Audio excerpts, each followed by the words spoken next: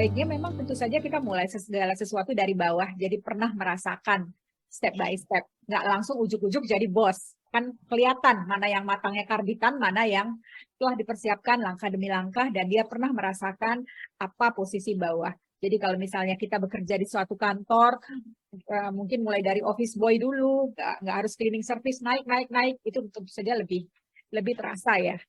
Dia bisa paham bagaimana nanti anak buahnya. Apakah ini akan menjadi suatu budaya ya?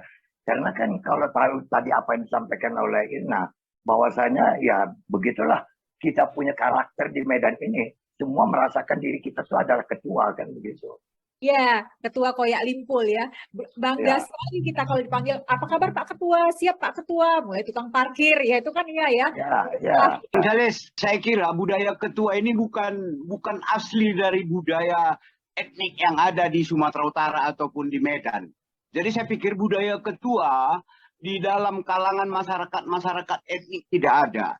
Tetapi budaya ketua ini muncul setelah maraknya organisasi OKP di Medan dan Sumatera Utara. Sehingga ya semua jadi ketua. Sehingga kita pun sulit, seperti misalnya di lingkungan universitas. Ketika kita juga dipimpin oleh seorang ketua kan. Nah, budaya ketua yang dipergunakan ormas-ormas inilah yang tertular sekarang di tengah-tengah masyarakat. Tapi kita welcome dengan kondisi itu kan, Bung Wara? Iya, kita memang welcome. Tetapi ya kalau itu dipergunakan untuk kepentingan dan kesejahteraan masyarakat, itu no problem. Tetapi kan sekarang ini kan, kalau budaya di birokrasi itu semua merasa ketua, ya susah dia melayani kepentingan publik kan. Ini yang harus kita bedakan. Ada namanya Ketua Limpul. Jujur aja, saya itu baru 2-3 kali dengar. Ternyata di Medan sangat populer dengan istilah. Bisa nggak juga banyak mungkin teman-teman di rantau itu yang nggak paham apa itu yang dimaksud dengan, apa tadi Miki malah bilang Ketua Koyak Limpul. Bisa nggak dijelaskan deskripsinya atau definisinya apa sih itu? Gitu. Mulai dari ngomong-ngomong aja ya. Jadi kalau kita dipilih ketua, dia kemudian merasa dirinya wajiblah mentraktir, dan karena ada panggilan seperti itu keluarlah 50.000. 50.000. 50 juta loh. Tergantung itu yang mana. Oh gitu. Nah, Bung Wara, jadi kalau kita bicara tentang budaya, kan sekarang budaya kita yang asli tadi itu termasuklah karena apa terjadinya ketua itu, karena dibuat kan begitu, diciptakan, di-create oleh organisasi-organisasi ini. Create itu apakah datangnya dari luar? Karena kita ketahui budaya kita ini kan sudah kalau menurut saya, Bang, itu datangnya dari luar seperti yang dikatakan Ibu Almeida tadi, bahwasanya kan budaya kita sebenarnya di Sumatera Utara ini, apalagi Medan ini semua budaya Melayu juga itu egaliter. Ya, egaliter. Karo egaliter. Toba egaliter seperti itu tadi. Kadang-kadang kita sebagai Kalimbubu, dalam konteks yang lain kita anak beru melayani walaupun pangkat kita itu jenderal. Itu di dalam kultural begitu. Kita pelajari itu kultur Mandeling, kultur Karo. Ya di Melayu juga begitu. Jadi gini Bang Wara ya, kalau saya tadi kan waktu dibuka kita cerita tentang Kota Medan tidak terlepas dengan leadership pimpinan Kota Medan, pimpinan Sumatera Utara. Itu mungkin stressing kita lebih arah ke sana. Nah kemudian sebenarnya itu tadi pada saat menjadi pemimpin atau pimpinan Kota Medan, pimpinan Sumatera Utara dengan skop yang kita batasin, itu kan resourcesnya atau sumbernya itu bisa datang dengan karbitan, atau dia masih terlalu muda untuk memahami tentang apa yang dijelaskan oleh Bang Wara tadi. Walaupun sebenarnya sebagai seorang leadership tidak perlu juga harus sampai detail mengetahui tentang hal-hal yang tadi. Karena apa? Dia bisa delegate, dia bisa delegasikan kepada staf-stafnya untuk memahami apa yang diceritakan tadi. Tapi yang saya lihat di sini adalah yang paling penting, kemampuan leadership itu how to manage people. Bagaimana dia manage orang-orang, terutama orang-orang yang ada di dalam lingkungan organisasi dia. Ya kan? Jadi kalau kita bicara tentang Medan tadi, Bang Halid, Sumatera Utara tidak terlepas dari dua figur utama ini, gubernur dan wali kota. Karena dari mulut mereka lah keluar aturan, dari mulut mereka lah keluar perubahan. Nah, makanya tadi Kisari singgung tentang apa namanya, dia menyampaikan satu informasi melalui TikTok. Dia kan coba menggunakan media yang lagi berkembang, tapi belum tentu tepat. Nah, gitu. Hal-hal seperti itu sebetulnya lebih arahnya terhadap perkembangan kota Medan dan Sumatera Utara ke situ, Bang, menurut aku ya. Ya, Bung Bara. Jadi kalau apa yang saya menangkap apa yang dikatakan oleh Bung Idrus tadi ya, apakah ini juga karena masalahnya pusat kebudayaan atau bahkan untuk tempat orang berkumpul untuk berkreatif dalam budaya yang sudah tidak ada dimiliki oleh Sumatera Utara. Ini kesalahan-kesalahan Bung Wara ini sebagai ahli budaya. Nah, begini Bang Jalis, Kak, ini yang sering saya katakan bahwasannya kalau kita berbicara ini selalu maka Medan ini diperebutkan. Medan ini adalah etalase Sumatera Utara. Jadi budaya ketua itu tadi, budaya ketua itu hanya berkembang di Medan ini. Tapi kalau Bang Jalis pergi misalnya ke Pak Barat, ke Nias, jarang kita dengar nama ketua itu tadi. Jadi artinya apa? Kalau Anda mau mewarnai Sumatera Utara, Medan ini etalasenya. Lihatlah misalnya, ya seperti yang saya katakan tadi, OKP. Pertarungannya kan di Medan ini. Jadi orang melihat, orang luar datang ke Sumatera Utara ini kan Medan. Apa yang dia lihat di Medan ini seolah-olah itu mewakili semua yang ada di Sumatera Utara. Itu tidak benar. Itu di Medan. Di Medan Saya ini. potong. Medan Anda sebutkan sebagai satu etalase. Medan terdiri daripada kalau menurut Jaya itu ada 18 suku yang ada di sini. Ya. Bagaimana membuatkan 18 suku ini menjadi satu etalase yang pas kebudayaannya, yang bisa kita gambarkan keluar. Iya. Nggak bisa kalau masalah membuat ikon Medan saja kita setengah mampu sekarang. ya. Nggak punya identitas. Kota tanpa identitas. Ya. Jangan Ya. kau sebut-sebut tentang identitas, Jaya. Sekarang Ya. zaman tak boleh menyebut-nyebut kata kalimat itu. Oh. Ya, cerita yang lain aja lah. Tak usah kau pakai Identitas nggak boleh ya. Tak boleh. Kalaupun Alergi. Kalaupun mau kau bilang identity, jadi orang agak sedikit kurang ada yang banyak yang tahu. Nah, itulah salah satu kelemahan kita, Bang Jalis. Dari satu pemerintahan ke pemerintahan yang lain, itu tetap tidak mau mengakomodir penggiat-penggiat kebudayaan di Sumatera Utara ini. Nah, sehingga sampai saat ini pun tidak ada wadah bagi para penggiat kesenian itu tadi untuk berkreasi. Sehingga ya seperti yang Abang katakan tadi, sulit kita mencari ikon budaya kita dari Sumatera Utara ini. Nggak pernah kita ciptakan sebuah ikon budaya, ikon kultural yang mengakomodir semua kelompok-kelompok masyarakat yang ada di Medan ini tadi. Seperti Bang Jalis katakan tadi, Jaya Arjuna itu udah pernah, Bang Jaya itu pernah mengidentifikasi ada 18 kelompok etnik di kota Medan ini. Seharusnya kan ada satu ikon yang mampu diciptakan oleh para penggiat kebudayaan untuk mengakomodir semua kepentingan-kepentingan yang dianggap oleh masyarakat ini bagian daripada budayanya. Kenapa? Karena sarana untuk berkreasi dan bergiat kebudayaan itu tidak pernah diakomodir. Mana sih gedung kebudayaan di Sumatera Utara? Seperti yang saya katakan tadi, ya karena Medan ini adalah etalase Sumatera Utara itu, seharusnya gedung kesenian di Sumatera Utara ini, di Medan ini, itu sudah dari dulu sudah eksis secara megah, Bang Halis. Ini nggak ada. Ya, kalau gitu kita tarik apa yang dikatakan oleh Irna tadi, bahwa karena Medan karakternya itu adalah karakter ketua, kita bikin aja simbol ketua di sana. Ya, makanya saya pernah menulis Medan kota sejuta ketua. Kalau Abang misalnya udah mau jadi ketua, seperti kata Ibu ini tadi, harus rela mengeluarkan duit. Parameternya di situ, asal dipanggil orang ketua, limpul. Jadi kalau saya cermati seperti yang dikatakan tadi ketua limpul itu tidak seperti itu. Julukannya saja ketua limpul, tapi tidak pernah keluar dari duitnya itu 50.000 kalau dipanggil orang ketua. Nah, kalau sebagai seorang ketua itu, apa yang ketua limpul tadi itu jelas ada fakta yang diberikannya. Tapi banyak sekarang pemimpin-pemimpin kita ya yang berada di Medan pun hanya lebih banyak mengucapkan janji, berani ikrar. Contohnya aja Pak Wali Kota kita pada saat mengadakan kampanye pertama, dia menjanjikan bahwasanya dalam 2 tahun Medan bebas dari banjir. Tapi beberapa bulan yang lalu dikritik oleh Bung Jaya ya bahwa terjadi karena curah hujan yang hanya sebentar sudah menjadikan banjir. Tapi Jaya, aku Ya. tanya sama kau kan, di mana kau mensinyalir bahwasanya itu Bang. banjir? 2-3 hari ini banjir, ya kan begitu ya? Ya. Itu yang disebut banjir. Tapi ini kan beberapa hari Pak Wali Kota sudah bisa menyelesaikan 2-3 jam.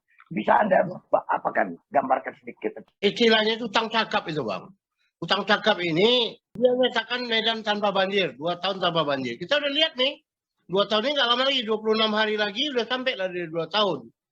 Dan itu memang kita lihat di kota Medan ini sedang dibangunnya sekarang unit-unit itu sebenarnya program tahun 2011. Tahun 2011, tapi karena nggak punya anggaran mungkin, maka sekarang dibangun karena dia bisa mendatangkan anggaran. Nah, pertanyaannya sekarang, apakah program yang dibangunnya itu sudah jamin tanpa banjir, Medan tanpa banjir? Enggak. Kenapa? Karena itu kan di daerah selatan yang dibangun itu, kan di kota. Tapi hilirnya itu kan masih sumbat. Hilirnya sumbat itu Sungai Deli, Sungai Babura itu masih penuh sedimen, Kuala Deli masih penuh sedimen, jadi air itu nggak akan mungkin turun ke bawah kalau sumbatnya belum dibuka. Jadi yang dilakukan sekarang ini hanya membangun dengan ada duit, dibangun di unit-unit yang itu program manajemen drainase tahun 2011. Nggak ada yang baru sesuatu pun. Dan penyataannya kita udah pernah waktu yang kita diskusi kemarin, Bang Alis. Saya berani jamin 2 tahun ini pasti tidak akan berubah. Dan dia sini udah tahu ada 1.500 titik itu yang belum terurai sehingga tidak menangani banjir. Jadi masalahnya begini, kalau kita lihat apa yang terjadi di Medan ini, itu tanpa perencanaan dan kita nggak tahu kan apa yang dikerjakannya kan nggak pernah terbuka. DPRD sendiri nggak tahu itu. Ya seperti tadi Wara bilang masalah kesenian. Medan punya gedung kesenian, tapi sekarang apa yang dikerjakan? Nggak ada. Dewan Kesenian Medan udah pernah ada pakai wali kota, pakai SK wali kota, dia enak aja tiba-tiba dia bubarkan. Dia bentuk yang baru dan yang baru itu terbentuk tapi nggak jadi. Nah itu kan namanya apa? Kita nggak, jadi boleh dibilang apapun yang dikerjakan wali kota itu kalau dilihatnya itu tanpa perencanaan, tanpa manajemen yang beres. Dari mulai visi misi itu kan nggak jelas. Mau dijadikan apa kota Medan? Itu Tapi Bung Jaya, niat baik dari Pak Wali Kota sendiri, ya dengan misalnya untuk mengatasi rob di Belawan itu kan. Apa yang Anda lihat di situ? Ada kekurangan kelemahan atau apanya? Banjir rob di Belawan itu yang mereka kerja. Ini contoh Bang ya. Itu di Medan yang ada di Paris itu ada Sungai Sen namanya. Sungai Sen itu terjadi 2 penangkalan. Tapi apa mereka lakukan? Itu mereka korek, mereka keruk. Tapi Medan yang ada di Medan ini, Paris Sumatera ini, mereka naikkan, mereka bangun tanggul. Bangun tanggul itu salah. Kenapa? Apa yang mereka lakukan dengan bangun tanggul? Itu adalah memperlebar penampang sungai. Supaya volume air itu tertampung. Medan yang sama, yang dia ada di Paris, 30 km dari Menara Eiffel, itu mereka korek itu. Mereka cross Sungai Sen. Tapi kita dari mana idenya? Kita naikkan ke atas. Dibuat tanggul. Membuat tanggul ini pakai duit 6 triliun. Sebetulnya kalau dikeruk itu nggak akan sampai 300 miliar udah cukup. Nah artinya kalau kita lihat di sini orientasinya adalah project. Ini sekarang sudah habis ini apa mereka bangun ini hari ini habis lah kontraknya untuk kerja. Tapi kerja kan nggak selesai. Terus bagaimana? Apakah multi-year? Apakah meluncur dia ke tahun depan atau tidak? Itu baru yang lapang mereka yang sederhana. Kalau di Belawan yang dibangun itu tanggul itu, yang 6 triliun itu, kalau seandainya sudah habis waktunya, Bobi selesai, terus menjadi apa? Pertanyaan kita itu, lapang mereka habis waktunya udah. Nah, siapa melanjutkan nanti? Meluncur nggak proyek itu? Tahun depan bagaimana? Anggarannya bagaimana? DPRD Medan nggak pernah tahu itu anggaran. Bicara tentang masalah banjir, solusi yang kita mau ini sampaikan ke Pak Wali Kota. Ini akhir tahun ini mungkin besok setelah tahun baru kan begitu. Dia tahun baru ini jelas 26 Februari kalau nggak salah itu udah 2 tahun ya. Dan sampai sekarang nggak ada yang tahu kan dia mau bangun apa di Medan ini, mau dijadikan apa di Medan ini. Penanganan banjir Medan pakai apa? Mau dikerjakannya? Nggak ada. Yang 2 tahun tanpa banjir juga nggak jelas tuh programnya. Tapi pembangunan drainase itu semua itu apa bukan merupakan salah satu upaya untuk mencegah banjir? Manajemen banjir Kota Medan yang Yudit sekarang ditanam itu tahun 2011, Bang. Program Medan tahun 2011 itu dia menanamkan itu. Apakah itu selesai? Jamin tidak. Kenapa? Itu hanya mereka tangani parsial di daerah-daerah selatan. Itu artinya hanya mengorek, sambung, tapi air itu mengalir nggak ke laut. Itu yang tidak. Mengorek parit, itu bukan kerjaan bayar orang korek parit. Yang tujuan mengorek parit itu mengalirkan air. Kan drainase, mengeringkan tujuannya. Itu belum tercapai sekarang itu maksudnya. Belum, Bang. Pasti tidak. Jamin tidak. Kan kita kalau memang kita tak mampu mengatasi soal banjir ini di Kota Medan ini kan membuat kita Medan ini akan tetap menjadi barang lama saja kan. Padahal kita pada tahun-tahun yang akan datang mengharapkan kehidupan itu dari wisata Medan menjadi kota yang indah kan begitu kan. Nah, ini kalau Bung Idrus, kalau bicara tentang masalah itu kan bagaimanapun ada kaitannya dengan marketing kita kan. Bagaimana memacetkan Kota Medan ini ya untuk bisa menjadi kota yang dikenal dengan sebagai kota kuliner yang enak kali kata Bung Hari sebagai orang Medan yang lama di Jakarta. Dia selalu mengatakan makan di Medan itu enak atau enak kali kan begitu. Bagaimana kita upaya mengapakan kota kuliner ini menjadi suatu pusat dari pandangan marketing Anda? Ya, kalau sebenarnya gini ya, kalau di bisnis itu ada namanya corporate culture. Itu dulu dibangun. Kemudian baru corporate culture itu, kemudian ada namanya corporate identity. Jadi kalau kita bilang tadi identitas nggak usah dibawa, memang harus ada identitas. Kenapa perlu identity? Identity ini bukan kayak misalnya, kita punya 18 etnik, harus 18-nya harus bagaimana. Tidak. Menciptakan satu identitas, tapi dia merepresentasikan kepada keseluruhan. Sampai hari ini kan belum tercermin. Kan kita pernah bahas tuh yang underpass, terus dihitung-hitung berapa logo Bataknya, berapa Melayunya, itu yang diperdebatkan. Tapi pernah nggak kita berpikir bahwa ada satu simbol yang merepresentasikan semua itu satu. Kemudian kalau orang bisnis, dia selalu mengutilize, dia selalu menjual apa yang dia miliki yang merupakan satu nilai tambah atau yang disebut dengan produk differentiated atau competitiveness-nya. Medan punya, diutilisasi enggak itu? Medan kan terkenal dengan kulinernya, tapi sejauh mana yang dikembangkan itu sehingga orang kalau ingat Medan, ingat kuliner. Nah itu diapakan enggak? Kira-kira demikian ya. Ingat Medan, ingat lontong, ingat roti jala. Ya, begitu masalahnya. Nah, malah itu kan dikembangkan di luar Medan. Artinya kalau orang yang original ya datang ke Medan lah. Medan aslinya ada di sana. Tapi sejauh mana usaha itu satu. Kan sering dibuat bongkar pasang ada Kesawan dulu itu. Di Kesawan ada Lapangan Merdeka dan lain sebagainya. Itu satu. Nah, memang nggak bisa terlepas, Bang, kalau mengembangkan sebuah kota atau provinsi terhadap marketing, nggak bisa. Sekarang aja orang mau calon presiden, calon apapun, itu unsur marketingnya mesti ada. Bagaimana orang aware terhadap kemampuan seseorang kalau dia tidak dimarketingkan? Maka saya bilang tadi, menilai seseorang pemimpin itu bukan pada saat dia kampanye, tapi menilai dia pada saat hasil setelah dia mengerjakan sesuatu, gitu. Ya, itu dia. Jadi kalau hari ini kita bahas lagi, dia dulu janji ini, udah capek kita Bang dengar itu. Mulai dari yang kecil sampai pimpinan yang tertinggi. Yang akhirnya dibilang orang asik bohong aja ceritanya. Tapi cobalah dilihat jejak digitalnya, apa yang udah pernah dia buat. Nah itu. Marketing itu tidak terlepas dari sudut bagaimana media mengeksplor itu kan begitu ya. Ini saya mau minta peran dari Nian sebagai orang yang bergerak di bidang media kan begitu ya. Tapi dia juga mengeluhkan sekarang, bagaimana mau media cetak kami maju. Sedangkan digital sudah apa? Mari kita minta kepada Nian dulu. Macam mana Nian?